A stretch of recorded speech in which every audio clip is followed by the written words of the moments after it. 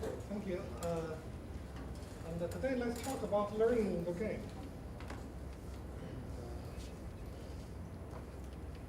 Okay. And here we come to lecture 9.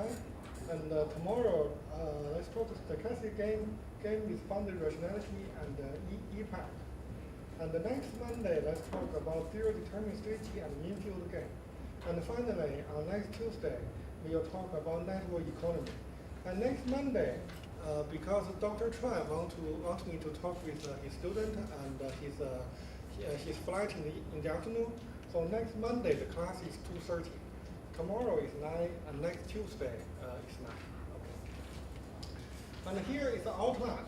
And the learning itself can be a completely class, completely semester class. So here I just list some of them that I feel that okay, at least I have some idea, and but it's really a wide scope already. And so here, okay, again I give you a kind of index about what type of learning is possible, and then okay, the purpose is that okay, when you have when you feel specific problem, and then you select which one fit you, and then go into the detail. Anyway, so here we want to have the multi-agent system. So we have a multiple interest, multiple agent. We have multiple agent interact with the environment in the environment. Each agent has its own sensor, effect, and goal. Their goal may be different. And the agent have coordinate action to achieve a goal. And this environment defined as a state-based space, available action, and effect on the state, and so on. So basically, everybody a different goal, and they can affect the environment. And the agent also have a different knowledge, and a different goal, and also different action. So policy. So basically, okay, the thing is that okay, for such kind of multi-agent things, if they have a different goal, then what is the equilibrium? If they have common goal, how could they coordinate with each other? Because they have local information. They don't have this kind of strong coordination between them. So how could they compete with each other or cooperate with each other? So this is why we need to do the learning. Right?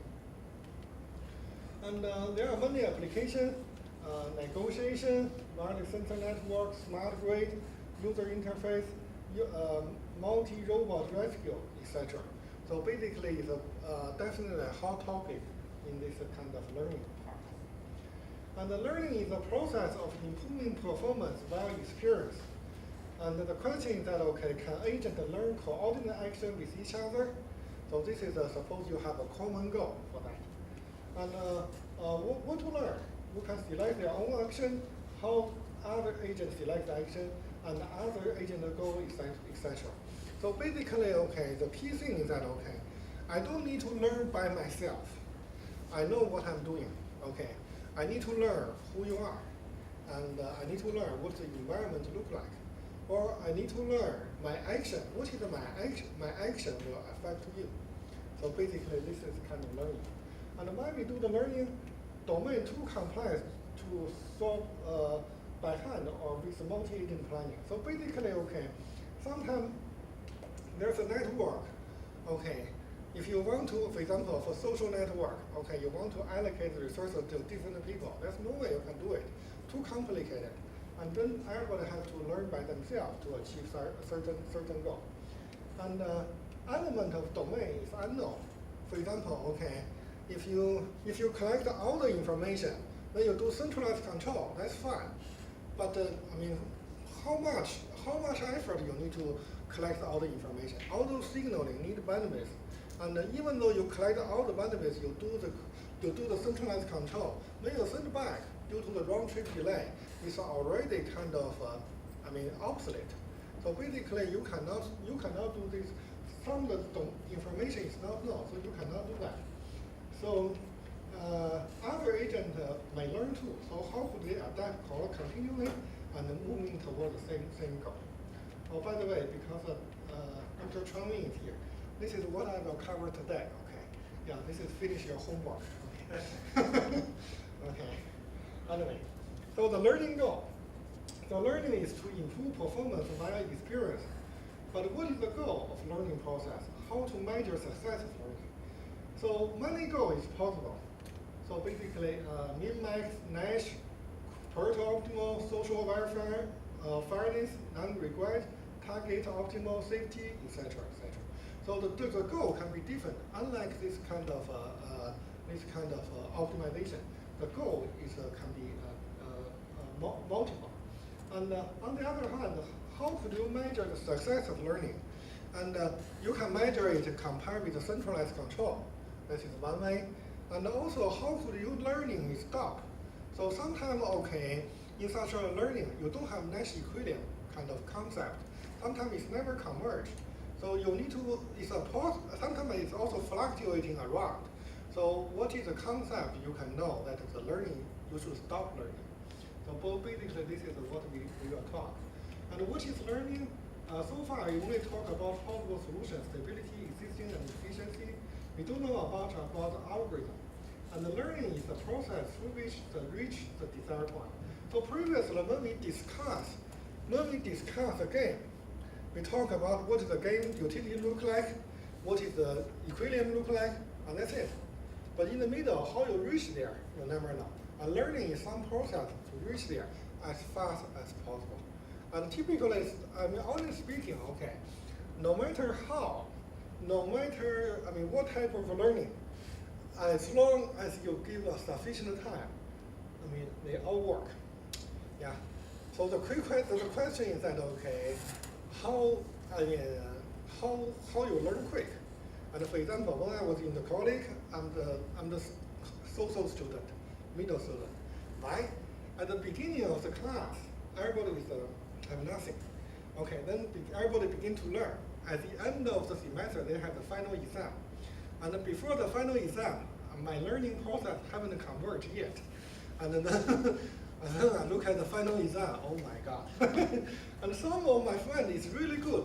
And they never go to the class. And at the final exam last week, and it converged. I cannot believe it. Anyway, so this is a learning process. Okay. And multi-agent reinforcement learning are discipline on their own. So basically, we need to talk to them separately. And the learning is essentially an iterative progress. So basically, over time, the player try to take action at each time so that they can learn what is optimal in the next step. And basically, they have a three general phase: observing the environment, which give an idea to the player how well they play in the previous interaction. So basically, you learn from your experience. This is a good sign. This is a good thing. As a matter of fact, you should say you learn from your fail. So basically, this is the story. And then improve the strategy based on the current observation. So basically, because I'm fail and the current situation change, what should I be my optimal solution? And then select the action to take the action. So basically, this is the thing. And so there are several things. Let's go to one by one. And the first one is this kind of batch response. The batch response dynamic are the simplest form of learning. The batch response is used to find the pure strategy in Nash equilibrium. So basically, iteration, they can do parallel or sequentially, doesn't matter. Each user observes the action of the other user, and then the player takes the action that optimize own other, given the other's player's action is not moving. And then, okay, it will converge. And it's converging in a very slow way, in the sense that, okay, it's fluctuating.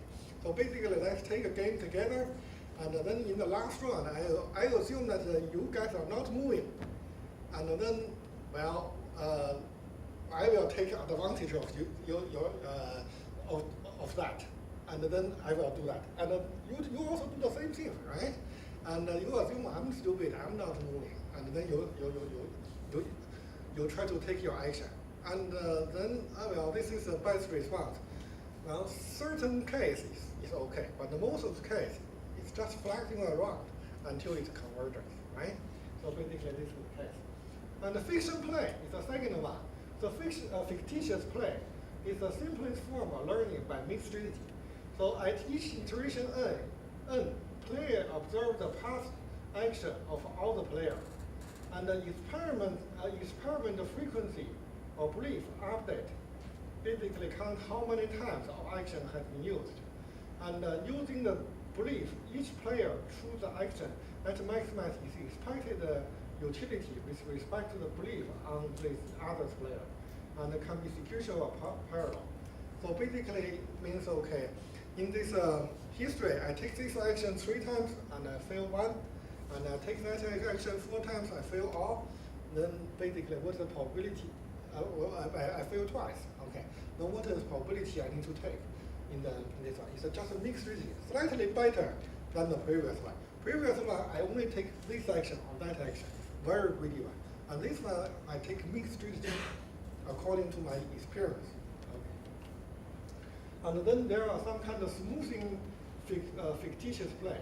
Smoothing is an improvement over this one, and compared with the convergence and complexity. Same update. The difference is that at each stage, the player K does not choose a deterministic action. It's built a probability distribution to choose an action.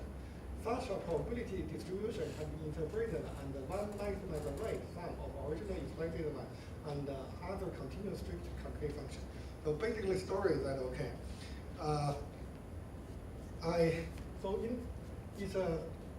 When they take the action, they take another randomness. So basically, try to make a little bit, let's say, okay, exploration. Make a little bit of exploration for the new things. Anyway, this is a smooth one. And this one is interesting. This one is called regret matching. Regret matching doesn't follow the utility to maximize the rule like the previous one. The regret matching is to minimize the regret of not playing an action. So basically, means okay, player is assumed to be measured or evaluated the utility under the different action. And the action taken according to the probability distribution of regret factor. So basically means this is the action that I took. And this is the action that God take. Okay. When they God take, they give me the optimal utility function. And this is a regret. Oh my God. In case why I shouldn't buy the stock, and that stock which going up, or why not I short the stock that is going down, right? This is the kind of the God tell you for that, and this is what your action, and this is your regret, and then you try to minimize this regret. So your action is minimize the regret, so it's called non-regret algorithm. Okay, so this is another type. So. Those few types are kind of some basic learning is written in my book, but beyond that, that learning is written by Malish Saad. So basically, I need to cover that. But after that, there are so many others. So let's continue. Okay. So the second part is called the multi-unbounded problem. I have one master student and one PhD student graduated from here. So basically, okay, gambling is illegal in South Korea, right? Yeah, I don't think so, right? Gambling? Okay. But I think in United States, only 2 cities, Atlanta City and Las Vegas is okay. And in China, only Macau is okay. Anyway, so when you go to this kind of Las Vegas, you have the slot machine, and then should I play? I mean, when you play with this slot machine, it gives you some payback. And then should I play with this slot machine? Or maybe the next one give me a better payoff. And then we just go to the next one, right? So basically this is exploration and exploitation. Exploitation basically means, okay, I try to utilize the existing resources. And exploration is that I try something new. Okay. So then the question is that, okay, what is the strategy? What is the optimal strategy that you need to play in this way, such that you can minimize your regret? So this is the question. Okay, and that is the kind of, let me show you later algorithm, and this algorithm can guarantee that after playing, okay, your kind of regret is bounded. Okay, so that's the reason, okay, such algorithm is important. So the problem set up, I have a slot machine of k arms. Arms means okay. Arms is one. And at each side of the repeated game, a forecaster pull an arm, and it gets some bounded reward associated with it. He only observes this machine, the reward from this machine. He doesn't observe reward. He would have chosen a different arm. So basically, if I kind of play this slot machine, and what's the other result, I have no idea. Okay, and thus for the second round, he can only base on his decision of the path observation, and his aim is try to maximize the overall this one. So I have a set of machine. How should I explore? How should I play with? So theoretically, okay, this is how you do it. In practice, there are some this kind of boss of the casino know this, so they change a little bit. Later I tell you to guarantee you lose. Okay. Anyway, but let's theoretically see what this one. Okay. And then we define, as I mentioned, we define the regret. So what is the regret? The first term, this first term is that, okay, suppose this is what you play. This is supposed the optimal one, that at the time t, among all the payoff, all the slot machine, what is the biggest one? And then the minus is the regret. I should have played that one. Okay. And then you can have the expected regret, you do the expectation over this one, or you can have pseudo regret, which swap between the expectation and the maximization. And due to this Jin's inequality, your pseudo and unexpected expected this regret have this relation. Anyway, so this kind of bandit problem has three types. The first type is called stochastic bandit problem. So the basic concentrate on this bandit. Huh? The bandit is to be concentrated on because of the figure. Because what? Gymnastic. Sorry, I didn't hear it too far. And anyway, I think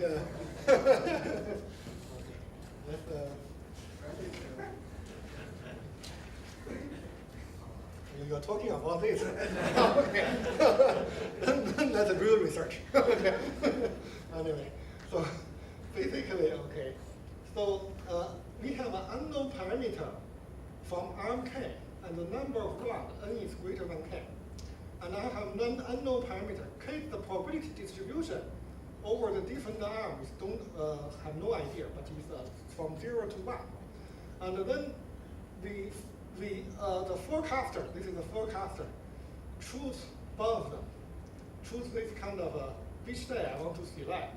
And given this one, the environment draw this kind of reward from this distribution.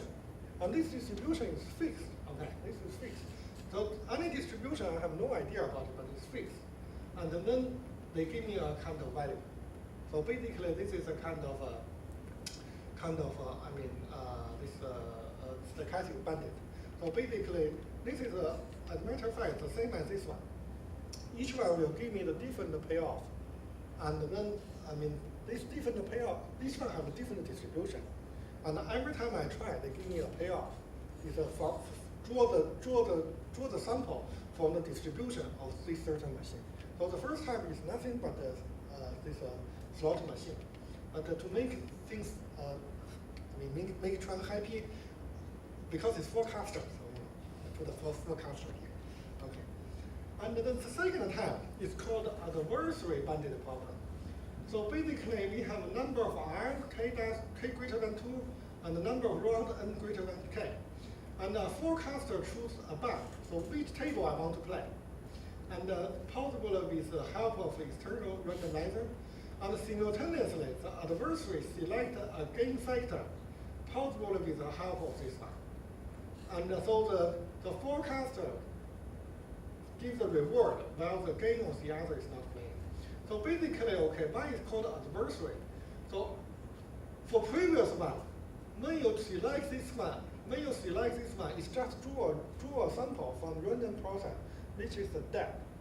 But this one is a player. This is a player. For example, okay, for different, I have a different payoff, and for different table. I have suppose I have 5 payoffs from 1 to 5, and then I randomly look randomly put them into the different table. And at the same time, you select which one have the payoff. So on the adversary side, I can randomize this kind of payoff over the different table, and you select the table. So basically, okay, if you think about this one, so if you go out to some kind of public place, and there's a guy puts the money under the cup, and then try to rotate it, and after rotating, you select one. This is the adversary kind of bandit problem. Yeah, right. Anyway.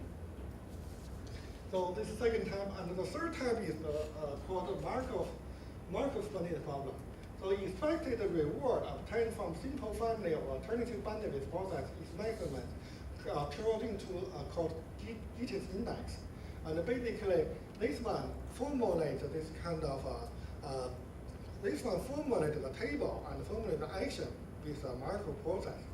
And so this is the third type. The first two types doesn't need to run Markov process. Okay. And we concentrate on the first two. And then what we want is that we want to have the action such as or regret is bounded.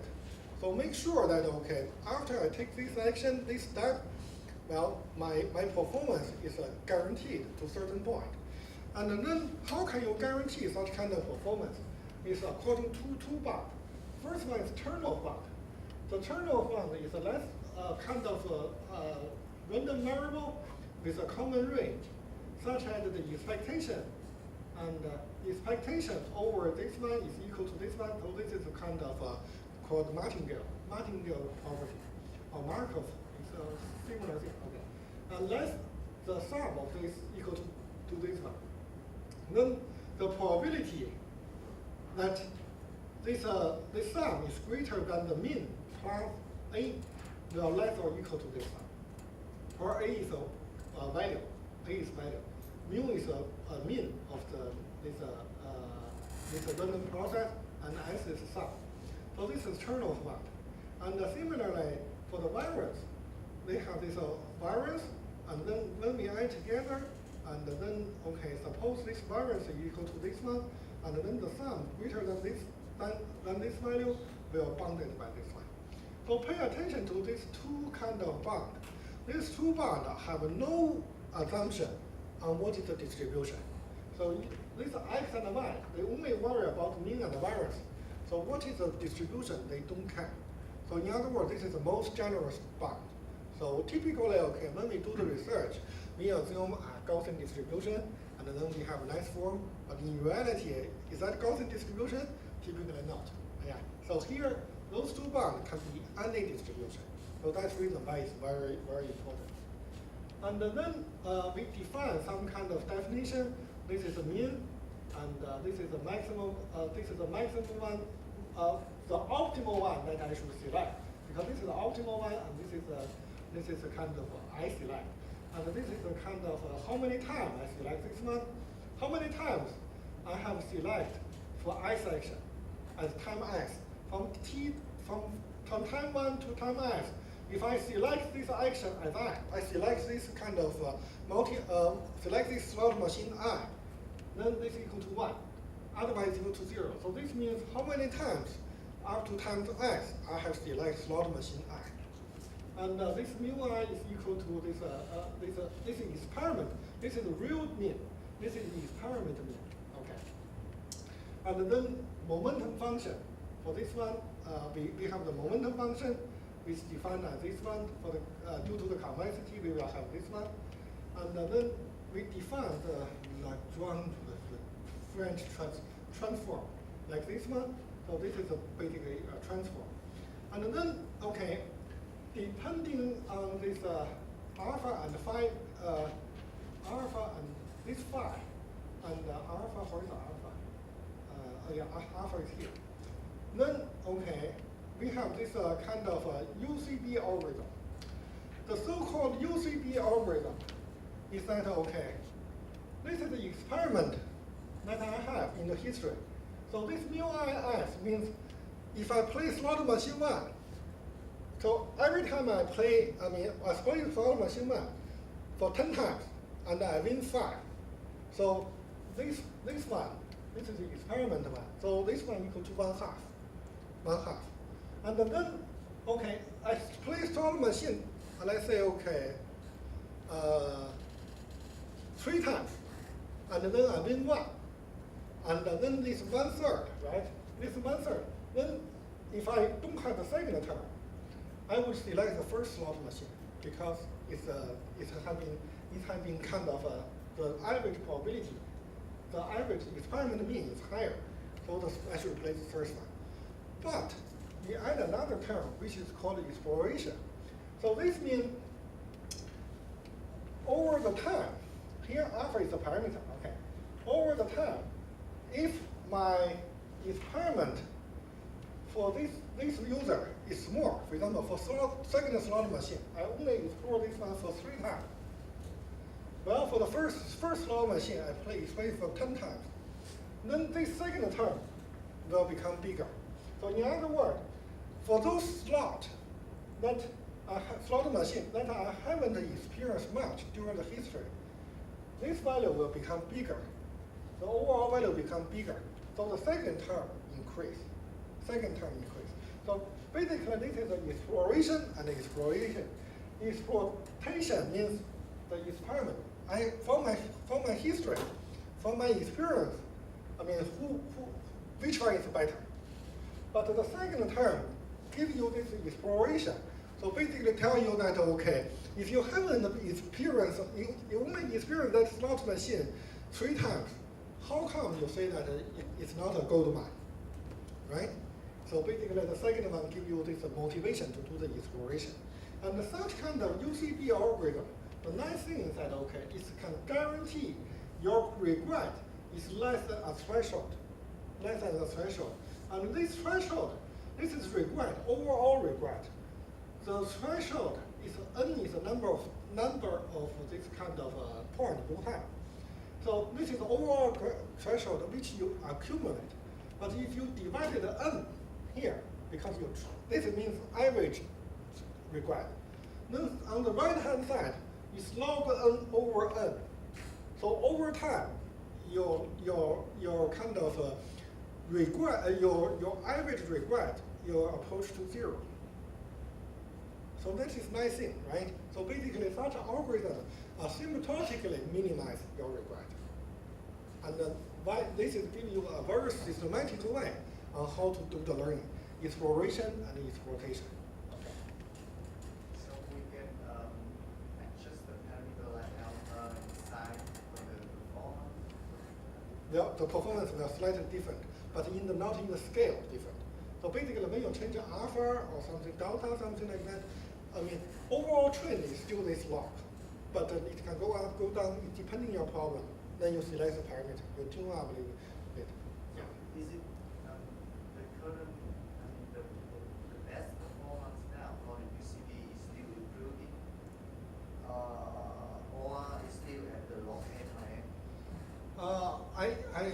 My understanding is that, okay, most of them is still change the parameter, the constant parameter here, so that it's better. I haven't seen anything that is kind of better than log n over n. But unless you have a specific structure, a specific kind of distribution, then it can better. But for general one, because everything based on Chernoff bound, the Chernoff bound gives you log n over n, right? So you cannot, unless you can jump off the Chernoff bound. Yeah. And then, okay, there's a distributed lower bound. So basically, this is lower bound. Lower bound for this kind of, your performance. This is the upper bound, this is the lower bound. And, well, so you can see that, okay, such kind of algorithm give you a very accurate bound for what is your regret. Okay, and then you have some variations for stochastic variance. So basically, it's called KLUCD. And basically, okay, the second order bound, something like that. And then, okay, they have some different distribution, free bound, high probability bound. And I give you this UCB as a basic. If you have interest, go to see this more statistics. And for comparison, typically you have something called E-sort greedy, which is the most simple one. So you can see that, okay, UCB gives you a very sophisticated method to measure when should I do this one, when should I do this other. If the greedy is very heuristic, I try to select the best arm that I, in my experience. Then with the insular probability, I randomly select the other band. So this is a very heuristic, straightforward way. And so if there's greedy, okay, you can use this one as a performance bar, a performance comparison, victim algorithm. Your algorithm must be better than if there's greedy. Okay. But if greedy is so easy to implement. And then, okay, so for the second time, this adversary boundary algorithm, the most famous is called EXP3, exponential weighted for exploration and exploitation. So basically, okay, for such kind of case, there's non-increased sequence of real number, and let this one be uniform distribution over this one. So you draw this one with probability, and then for each arm you compute the estimated loss. And then finally, you calculate the probability according to this temperature. So remember, this looks like a Boltzmann temperature, right? This is the temperature. So the probability then you select according to this one. So basically, this is a kind of adversary. So next time when you go to the street, somebody show you these things, and then you can try to EXP3 algorithm, try to beat him. And matter of fact, they have trick. They are under those cups. None of them have money. Okay, they already get money out, right? So for such kind of things, for such kind of EXP3, and then your regret is also bounded. And compare with the original one, n log n, log n over n. Here the bound is worse. The bound is the square root of n. So your average is 1 over square root of n. So it's not log n divided by n.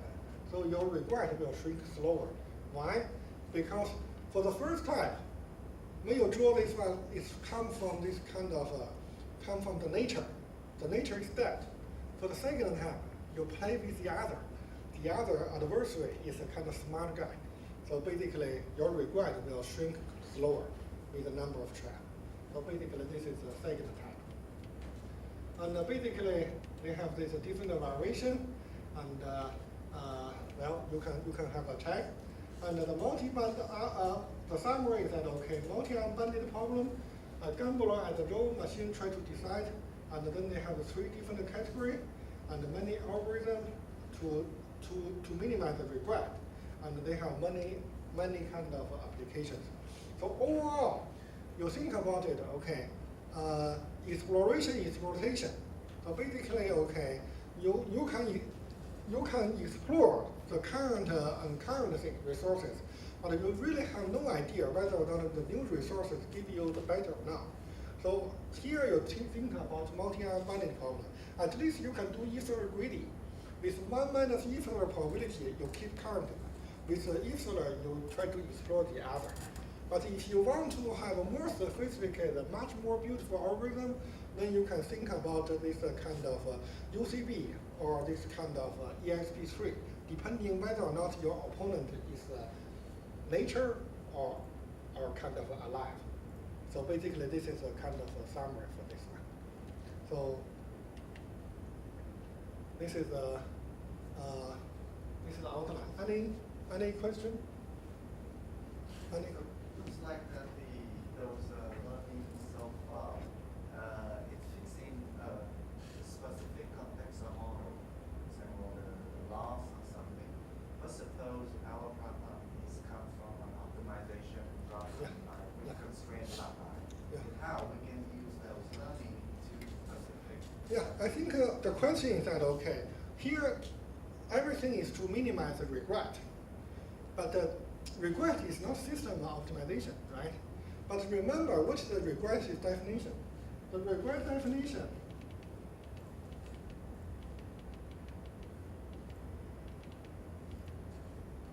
is if the system select, this is in other words, okay. On this part, it is your system optimal solution. So your ordinary formulator constraint optimization is this part. The God tell you what you do. And this part is what you select. In the middle, you have a gap. And this gap is kind of, you try to minimize. If your regret become asymptotic zero, that means your action will close to the centralized solution. But then the question is that, okay, how fast you should learn? And this UCB and this ESP3 give you the bound that how fast by learning you can reach to the central optimization problem. So basically, this is the idea for that. And also that because the regret is defined based on the sum of those random variable x, right? Mm-hmm. So it means we can account for the dynamic problem with that, right? Because dynamics means the changes over time because of the random. Yeah, I think I know your point. The question is that, okay, how about the environment is dynamic? But here, okay, in this case, they assume it's a static. So for example, at least for the first time, your distribution cannot change. So if you change, then hope this algorithm can catch it. But the theoretical bound, there's no way you can do it. So the distribution is the same, but still it's a random. But it's random variable, but your parameter doesn't change. Parameter not change. Yeah, so you have certain distribution. That means this certain distribution is not changing. As long as your distribution is not changing for each slot machine, then I can play. Yeah. Okay, now let's come to the most exciting part of learning, which is machine learning, deep learning. And everybody just wake up. Oh, what? Okay, I want to do this research on this one. So let me briefly talk about it. I assume that okay, most of you already know that, but still okay, because general audience. So let's start from the beginning, and then let's start very beginning about the machine learning basic, and then we talk about this kind of generative. I don't talk about meta learning. Okay, I only talk about generative adversary network, which is a deep learning with game theory. Because this course is game theory. If you have interest in this kind of, if you have interest in this deep learning, you go to my website. I have this big data kind of course which I taught last year, and I have 5 classes for deep learning. So you go to detail for those things. But this class we only talk about very basic, and then we talk about deep learning in game theory deep learning. So for deep learning, so for bio, you have this neuron. They have this kind of this called dendrites. Okay, and then you have axon. So here is input. You have input, and then the neuron tries to kind of combine this input and give output. So the model for the neural network is that I have input, and after that I do a linear combination plus some kind of constant, this DC constant, and after that I have a nonlinear function f, and then come out. So the question is that, okay, this is neural, how could we quantify this one in such that we can mimic how the brain is working? And in the brain, this is Hinton, and basically, okay, the brain is working in this way. So first, when I see you, I see the pixel. And among the pixel, I want to have this edge. Where is the edge? And after the edge, I see where is the nose, eye. And after this one, I try to have this kind of recognize. Yeah, it's who you are. So basically, this is a very recent successful story of this kind of facial recognition. And this iPhone 8, iPhone 10, when they first kind of show on the market, and you can open your phone by facial recognition. And then immediately in Alibaba, and they have the sale for this kind of for husband. When you go to sleep, you have a mask so that your wife will not open your phone. It's a good sale. And I'm just joking. Okay. So basically, this is deep learning. Okay. And so here is this kind of deep neural network. We have this linear combination from this one, and then we concatenate this one into the different layer, multiple layer. We have input, hidden layer, until to the output. And then the question is that, okay, how could we train this weight? And what is this kind of function, I function? And the train to the weight, the deep learning is always supervised learning. So when you get to the input and the output at the beginning, you made a lot of mistake, right? And then this mistake will have some cost. And here we use this kind of energy cost, mean square error cost.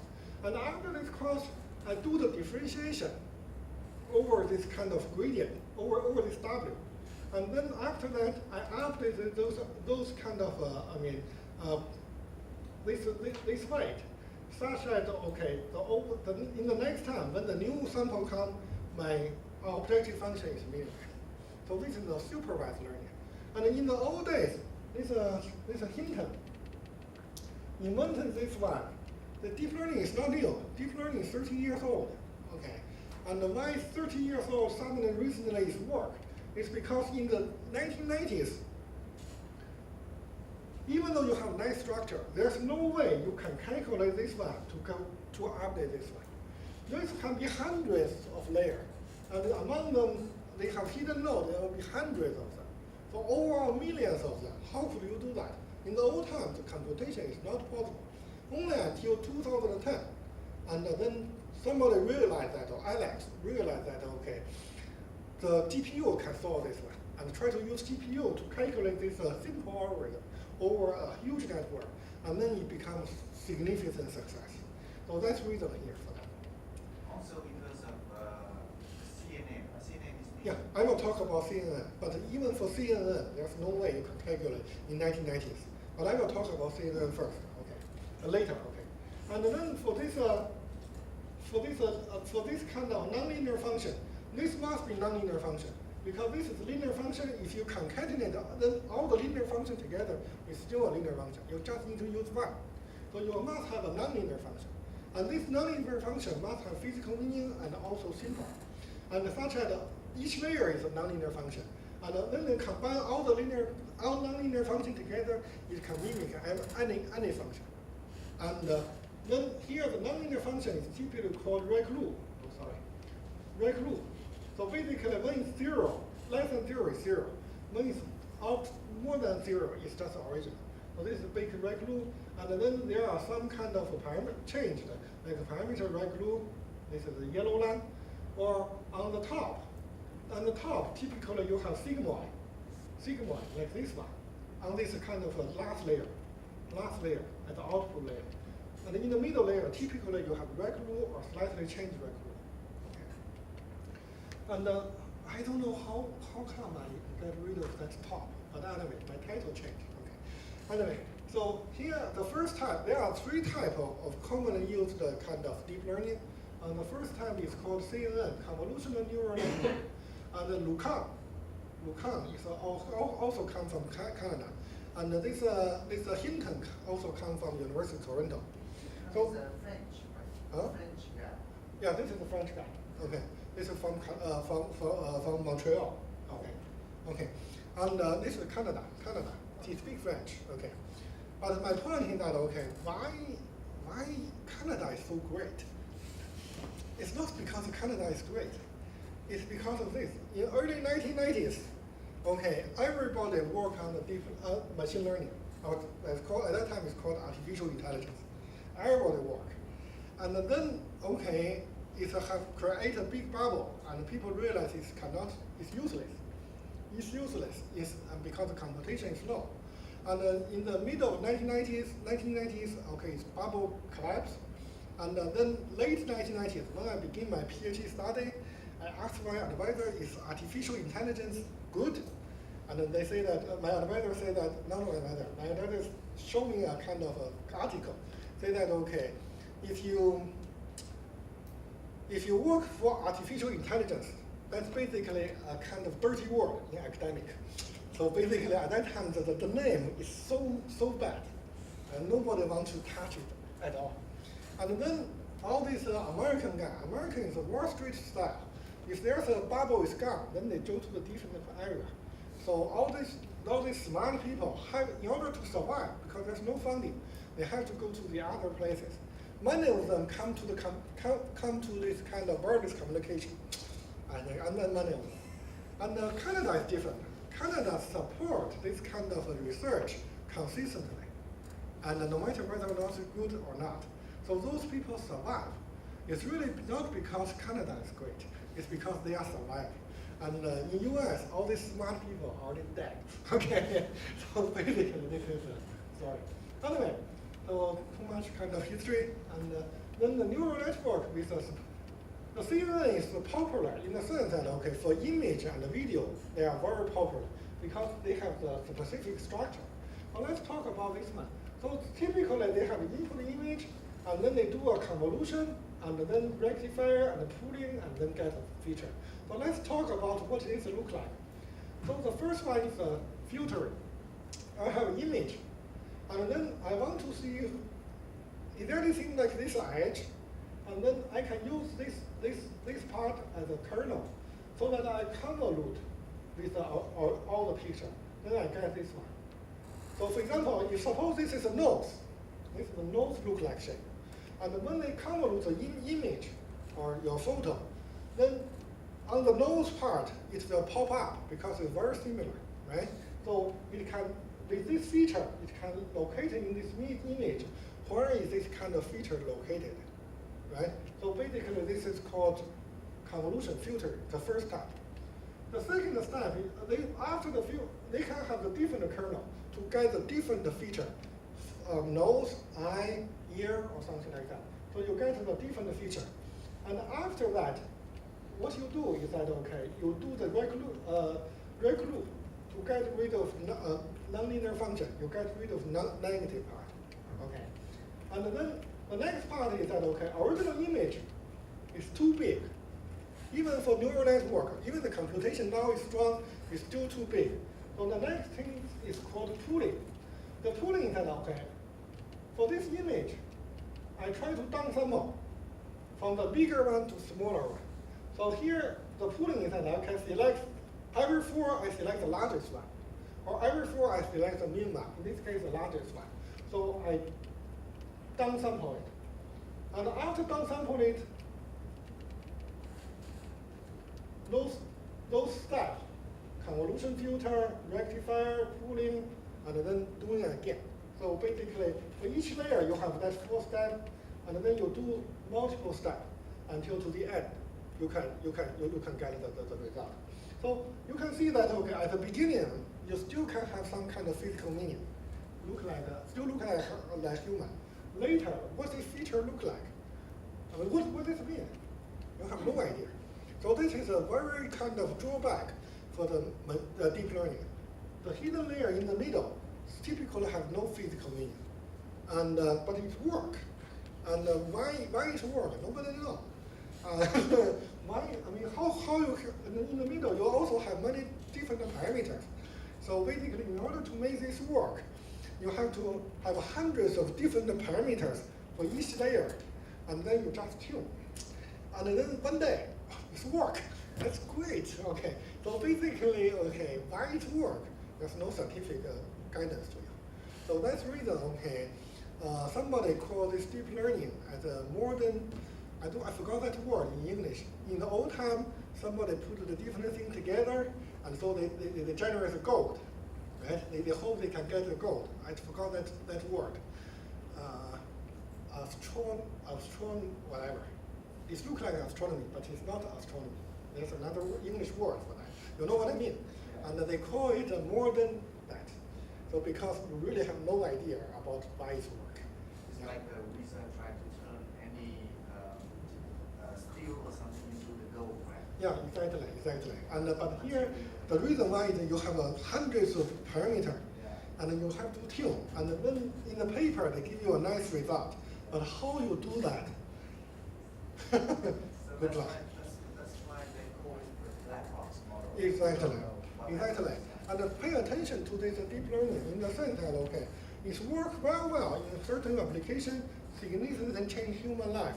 But pay attention, because it's black box, the behavior of that cannot control. So if you put into your system, well, the problem is that, okay, you put into something, you don't know what is the behavior of such kind of thing. You cannot do any optimization control. So that deep learning is nice, but it screws you up. in all the organization. So all these kind of controls. So what you can do is that, okay, you only use it in the deep learning in some places that you have no idea at all. Later I show you the example. Then that makes sense. Or it doesn't make sense. Suppose currently word network, the control is very beautiful. Let's replace it with deep learning. Then, okay, maybe you can publish a paper in 2 years ago.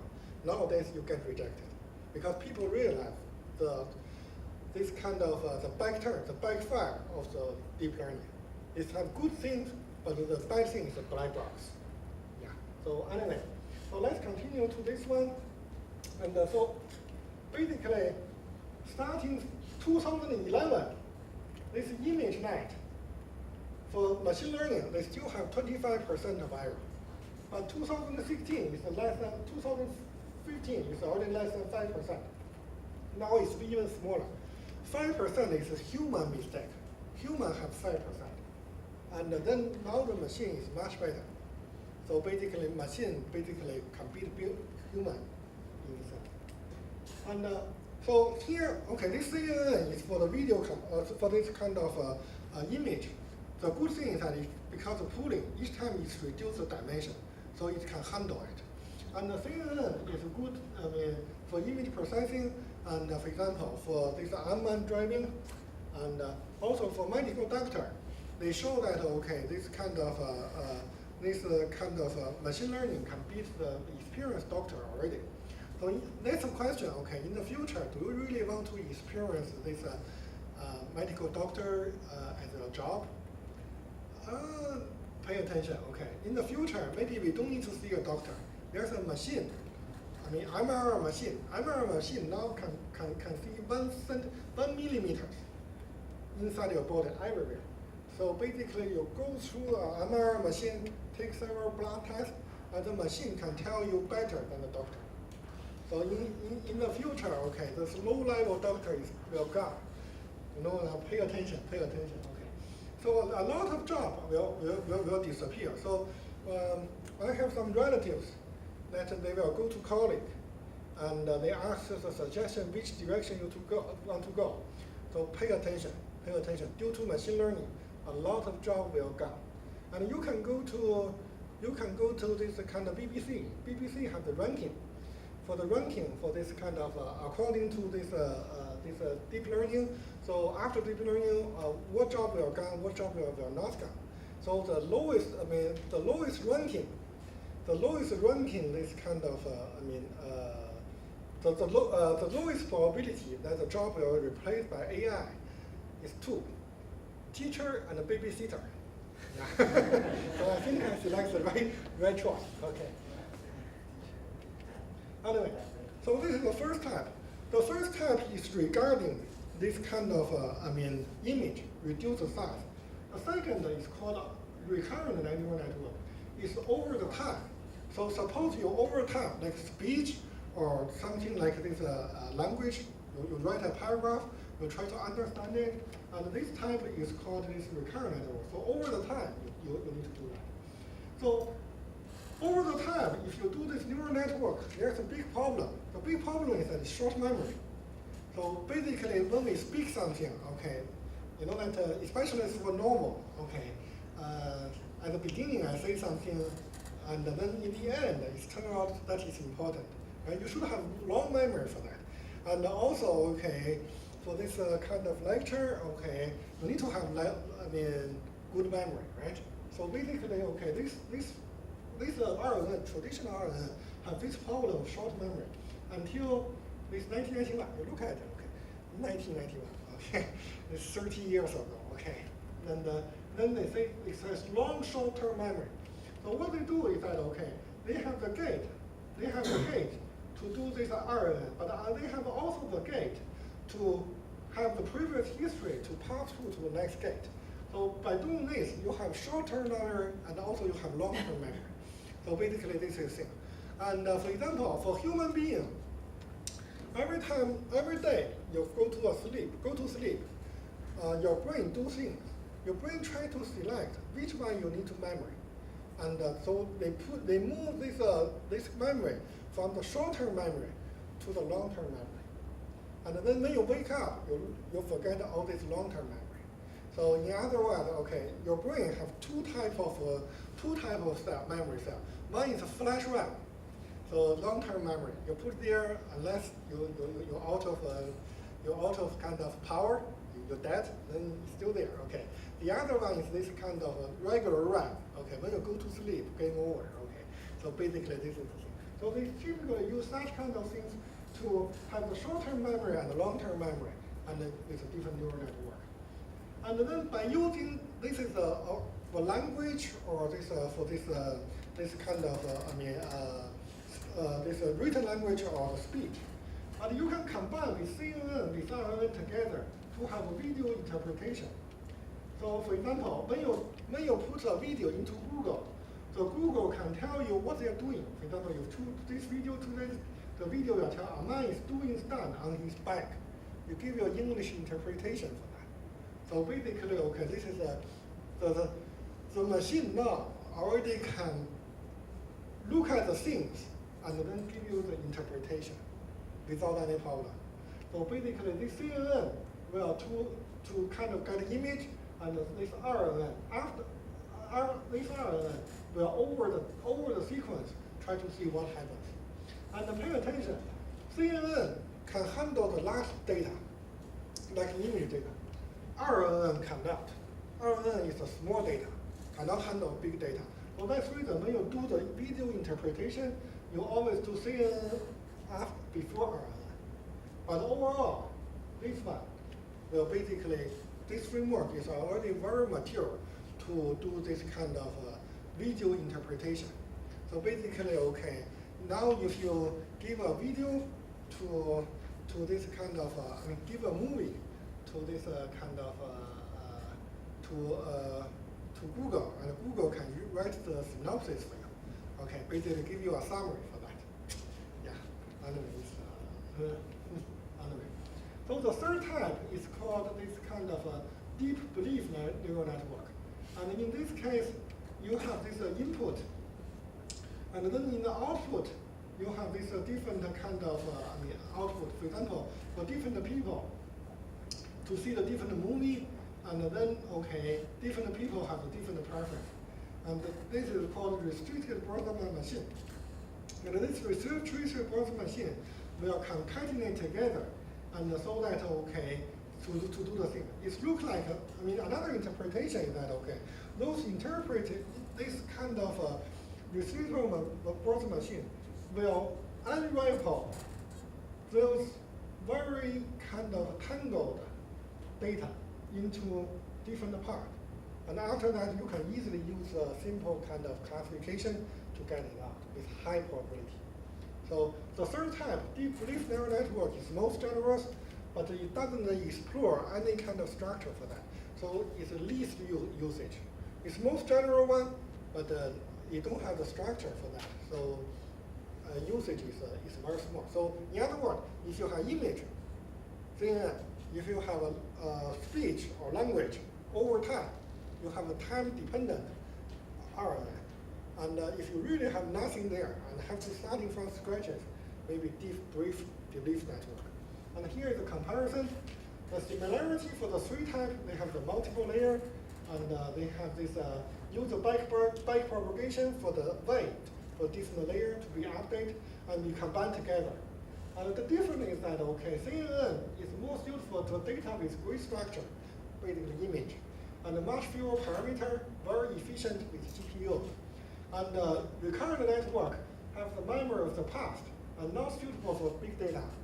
And the deep belief network is general model, can generate, and also use much less due to the inefficiency. Compared with the first two, it's less inefficient, but it's most general. Okay, so the next one is let's talk about game. So how the deep learning can be put into the game. And the story here is called GAN, Generative Adversary Neural Network. So basically, we have two neural networks. And the first, we have the training side. For example, your handwriting, whether or not C is really your signature. And then we do this kind of discriminator to tell whether it's real or fake. This is a supervised learning. This is a traditional one. And on the other hand, we generate, we have another neural network, which is called generator neural network. Here the input is just random noise. And as the output, we try to fake the image. And then after fake the image, we send it into the discriminator. If this fake image gets identified as a fake, then the discriminator tells the generator, you're stupid. Generate some kind of better one. So it's a training sequence, right? It's a training sequence, but it's not, it's a training, supervised. And then the generator will improve due to this kind of gradient. It will improve its kind of weight in the middle, and then generate a better one. And until to the point that you generate something, and the discriminator says it's real. Then the generator says, ha ha, you got faked, right? And then the discriminator will know that this is the kind of training. I know some error, so the discriminator will update its own weight training sequence, own weight, so that it can improve better. So basically, this is a cop and this kind of cop and thief try to catch each other. But the different thing is that, okay, the thief is a fake thief. It's cop itself. So basically, okay, suppose this cop, because they all belong to the same one. It's not an outside. So here is a fake thief. Try to have a faked image. And then, okay, if it gets caught, and it will update itself. If not get caught, it will teach the police to improve. So basically, they help each other. So this is basically called gun. And the gun have a money kind of thing, and basically, okay, they can input the missing data, they can have the density estimation, simulation, something like that. Basically, where the gun is used, when you have not enough result, you don't have enough training sequence, you can use gun to generate an environment so that you can do the training for that. So this is the gun, and can you tell which phase is real, which phase is not, right? And so basically, analogy is that, okay, we have counterfeit, we make a $100, the police say, okay, no.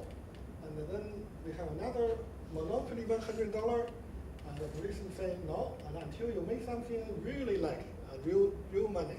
And then the police, okay, say yes, but then your counterfeiter tell the police, you should upgrade your machine, right? In some sense, I saw another analogy is like the bootstrap concept. Is that suppose you don't have enough sample, right? Mm-hmm. Then the bootstrap is just randomize, replace the order of sample in order to generate a statistical learning. Yeah. So the gun is important in the sense that, okay, you only have few training to make the discriminator roughly work, which is not good. But then you train the generator. The generator will get many kind of training sequence, so that the discriminator becomes much better. So in this sense, okay, sometimes you don't have a training sequence, training set too much, but you can use the generator to generate a faked training set, such as the discriminator will study. So this is very good for this kind of less training. You don't have enough training.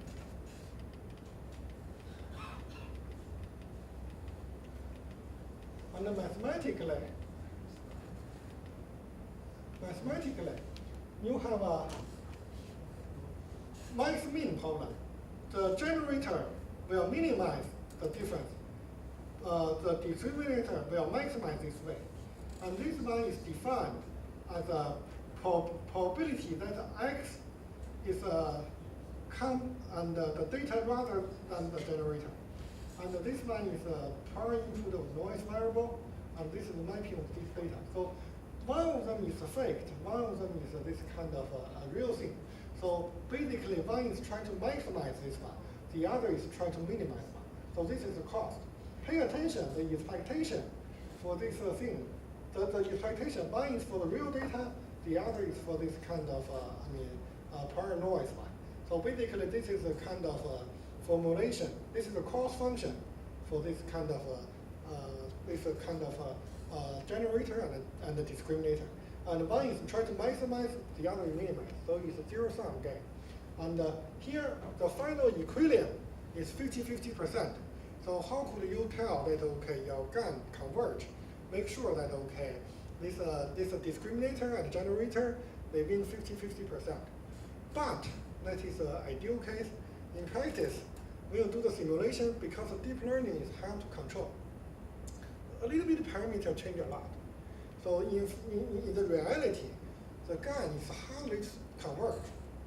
So you use that kind of nice idea, is just fluctuate and pay attention to how can you make it convergence, and when you should stop. And sometimes when you stop, it's not the optimal solution, it's an acceptable solution. Yeah, so basically this is the case. Okay, this is the training algorithm, and this is the gradient to update this kind of stochastic gradient, update the two kind of discriminator and generator. So basically this one algorithm. And then this is experiment, and this is a kind of the real one, and then the fake one, and you can hardly tell, okay, what's the difference. And the pro and the con. Advantage, the Markov chain is not necessary, only back propagation used to obtain the gradient, no interference needed during the learning, and many functions can be incorporated into the model. So in other words, for this one, you can add some kind of regulation to make sure that, okay, it works. Okay. And then the disadvantage is that no explicit representation for bound probability, and D must be synchronized well with G during the training. G must not train too much without updating the D. So the discriminating. Okay. So basically, okay, generator must not be trained too much without updating.